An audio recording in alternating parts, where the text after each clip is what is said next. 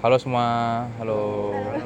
Kami dari kelompok 7, kami akan menjelaskan tentang eh, bioteknologi mengenai biovlog. Sebelum itu mari kita perkenalan dulu. Nama saya Natani Manustompul dari absen 5. Saya Aurel Aulia dari absen 19. Saya Muhammad Iqbal Rinaldi dari absen 7. Saya Berliana Lasus Martarodena dari absen 25. Saya Muhammad Ma'ruf dari absen 40. Oke, kita langsung ke wawancaranya. Dadah. Dan bersama Bapak siapa? Samsul Hariki. Oke Pak, langsung masuk ke pertanyaan pertama ya Pak. Bioprog itu kalau bahasa ilmiahnya kan bioorganik, yang prog itu kan gumpalan. Jadi mikroorganisme bakteri yang menguntungkan, nanti bentuknya itu menggumpal. Dan teknologi ini dibuat untuk budidaya ikan, terutama ikan nila. Itu kelebihannya bisa tepat padat, kemudian kestabilan media atau media budidayanya, terutama air, itu bisa dikondisikan lebih relatif stabil, kemudian bisa hemat pakan hingga 15% lah. Itu masalah soal bioblok, istilah dan keunggulannya. Tapi dalam melaksanakan sistem bioblok itu harus ada sumber energi yang tersedia, dalam hal ini pasokan listrik atau mungkin generator genset. Masalahnya dalam sistem bioblok itu selalu harus ada aerasi, aerator ya, untuk menyuplai oksigen dari bioblok itu sendiri dan ikannya 24 jam kali masa budidaya. Jadi kelebihannya bisa tetap padat, usia budidaya singkat, kemudian ikannya relatif stabil pertumbuhannya. Tapi kekurangannya atau kelemahan bioblok ini adalah kita harus menyediakan emergency genset, karena kalau ada asupan listrik itu padam, itu sangat fatal untuk sistem ini.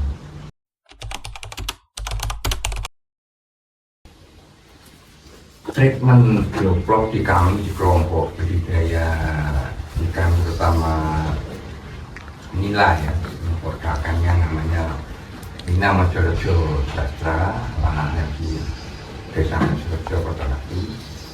Untuk sistem bioblok itu yang dimaksud tadi yang ya, medianya atau airnya apa ikannya? Oh, Semuanya. Jadi untuk sistem bioblok pertama itu dilakukan untuk penyiapan media tanam kalau di pertanian, kalau di kita itu media air untuk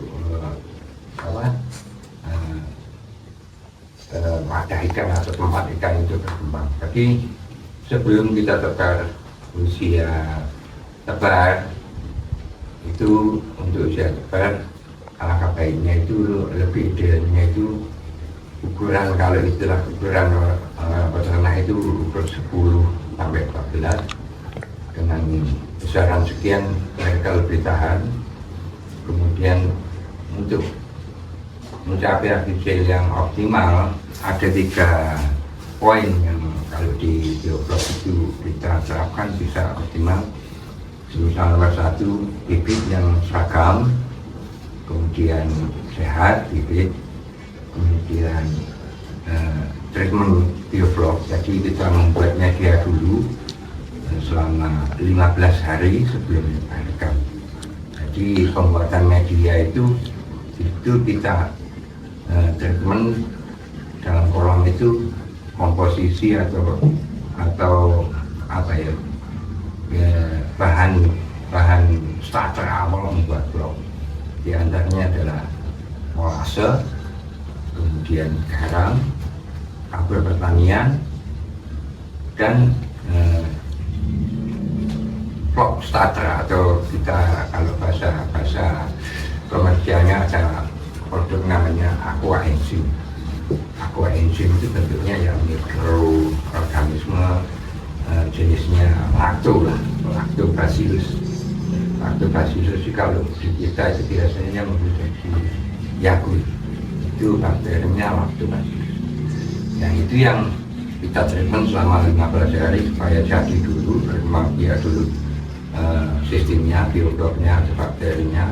Baru setelah 15 hari kita tekan bibit ikan dengan aerasi yang terus menerus selama 24 jam. Cukup. Makasih Pak. Dengan hasil panen atau perbandingan hasilnya itu perbandingan waktu semuanya ya. Kalau kita pakai sistem biofloc itu relatif masa budidayanya pendek.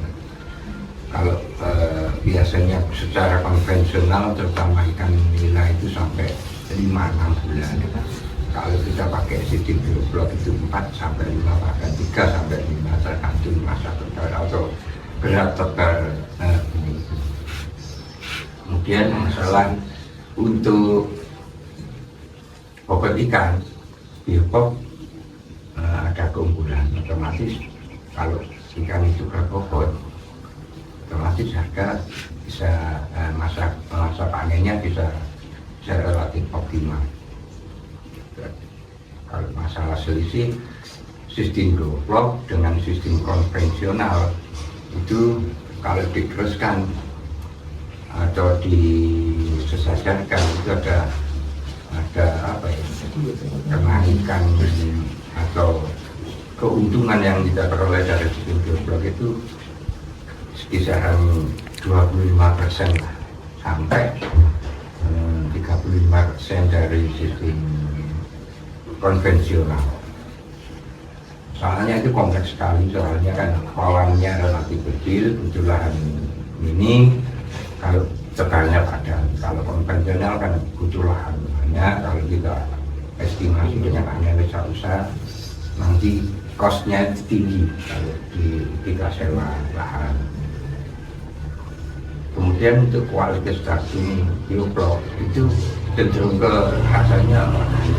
Jadi dia itu rasa ikan itu yang original, tidak terlalu, kan ada ikan nila yang abu tanah kayak gitu. Ini kalau pakai sistem biofloc hal itu tidak mungkin terjadi atau mungkin akan tidak mungkin terjadi. Masalah tidak media airnya tidak terlalu itu.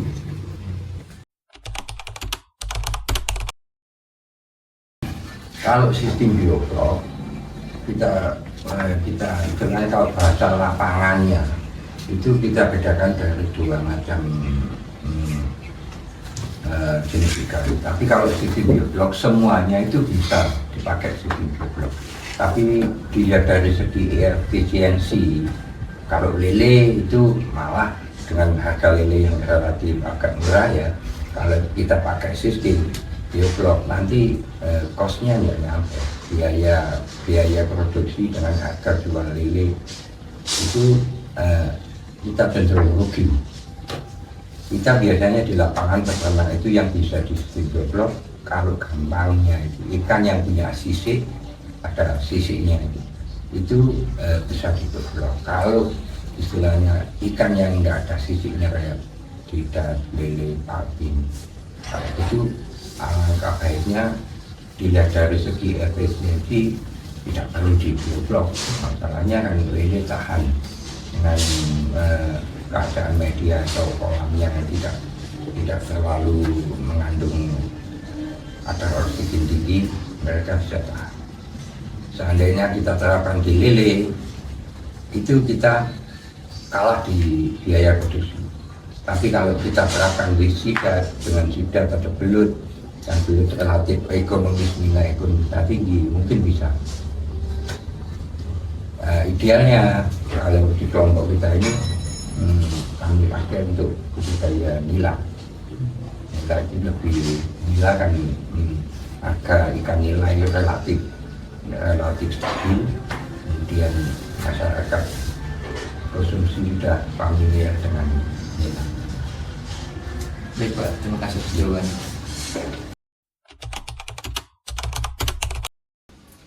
Menurut kami karena ini masalah budidaya itu kan tidak harus sekali waktu langsung sukses, enggak. Kita perlu riset, kita perlu percobaan, dan terutama semangat dan keuletan kita dalam budidaya. Tapi untuk memangkas itu atau kita percepatan itu, kita bisa langsung bertanya kepada senior atau petani-petani yang sudah pengalaman memakai sistem ini, atau kita belajar di media ya kayak itu kayak konten. Tapi kadang-kadang konten itu kurang komplit. Lebih baik langsung aja fintech atau istilahnya belajar kepada ahli geoprop. Kemudian itu pertama wajib untuk mengetahui sistem geoprop, gimana dasar geoprop. Untuk pertama ya kita skalanya kecil dulu. Kalau sudah menguasai, intinya itu sistem kita kuasai dulu, materi sistem. Kemudian kalau kita untuk skalanya sudah untuk usaha, tinggal mengkalikan aja. Jadi nanti kalau ada ini belajar di blog, ada ideal sekian untuk pemula, sekian per meter kubik. Untuk yang sudah jago itu bisa sekian ratus bahkan 1000 ekor per meter kubik. Itu suatu proses yang harus dilalui setiap individu. Jadi tidak bisa kita satu kelompok pun kadang-kadang perolehan capaian optimalisasi panen itu tidak sama. Per anggota ini sama ini tidak sama, itu tergantung individu, dan yang kita kelola itu kan barang hidup.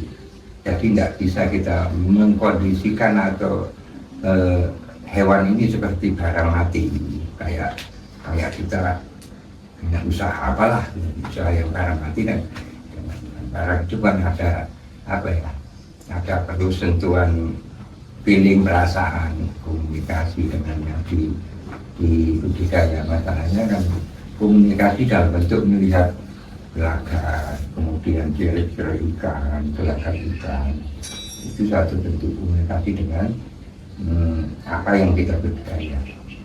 Kalau itu capaian ilmu dasar itu sudah insya Allah mungkin insya Allah bisa